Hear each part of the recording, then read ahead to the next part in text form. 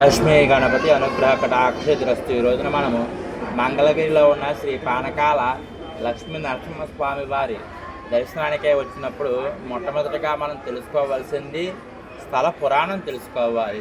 కృతయుగమున నమూచి అనే రాక్షసుడిని సంహరించి ఉగ్రరూపడి మంగళాద్రి క్షేత్రమున శ్రీ స్వామివారు స్వయంభూగా వెలిసి ఉన్నారు. శ్రీ స్వామివారి ఉగ్రరూపమున శాంతిపరచుటకై దేవతలు కృతయుగమున అమృతము, త్రేతాయుగమున ఆవు నెయ్యి, ద్వాపర యుగమున ఆవు పాలను నైవేద్యంగా సమర్పించి ఉన్నారు. నేటి కలియుగమున శ్రీ స్వామివారికి బెల్లం పానకం నైవేద్యంగా సమర్పించడం వలన శ్రీ స్వామివారికి పానకాల స్వామిగా పేరు వచ్చినది.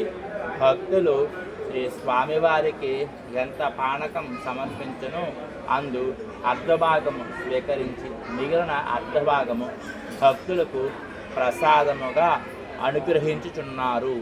ఎంత బెల్లం పానకం తయారు చేసినా సమర్పించను ఒక చెమ కూడా పోవడం ఈ క్షేత్రం యొక్క మహత్యము.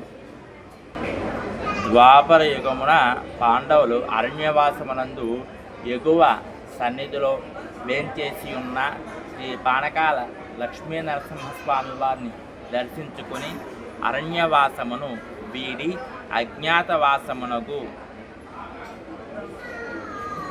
ఏగునప్పుడు దిగువ సన్నిధిని శ్రీ లక్ష్మీ నరసింహస్వామి వారిని సాలగ్రామ స్వరూపమును ప్రతిష్ఠించి పూజలు జరిపియున్నారు. క్రీస్తు శకం 1758వ సంవత్సరంలో ఒరిస్సా దేశపు రాజైన సిద్ధిరాజు రాజయ్య దేవర వారు శ్రీ స్వామివారికి 28 గ్రామాలలో 200 కుచ్చుళ్ళు భూమిని ఇచ్చి ఉన్నారు. క్రీస్తు శకం 8వ శతాబ్దంలో శ్రీ శంకరాచార్యుల వారు స్వామివారిని దర్శించుకొని ఉన్నారు. స్వామివారి సన్నిధికి వచ్చి స్వామివారి దర్శనం చేసుకోవడం ఎంత ముఖ్యమో ఇలాగా స్వామివారి స్థల పురాణం తెలుసుకోవడం కూడా అంతే ముఖ్యం. సర్వే జనా సుఖినో భవంతు, లోకా సమస్తా సుఖినో భవంతు.